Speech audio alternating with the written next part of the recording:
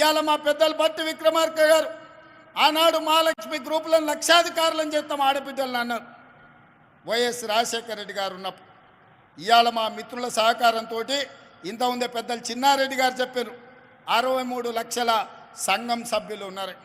నేను ఒక్కటే మాట అడుగుతున్నా మా అక్కల్ని, 63 లక్షలు కాదు, 1 కోటి మంది మహిళా సభ్యులు మన సంఘాలలో చేరాలి. 1 కోటి మంది చేరండి. 1 కోటి మందిని ఒక్కొక్కరిని కోటీశ్వరులను చేసే బాధ్యత నేను తీసుకుంటా. 1 కోటి మందిని కోటీశ్వరులను చేస్తే తెలంగాణ బంగారు తెలంగాణ అవుతుంది, తెలంగాణ అభివృద్ధి చెందిన తెలంగాణ అవుతుంది, తెలంగాణ ధనిక తెలంగాణ అవుతుంది.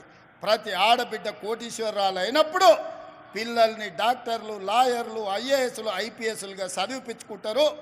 ఆత్మగౌరవంతో కుటుంబాన్ని నడిపిస్తారు.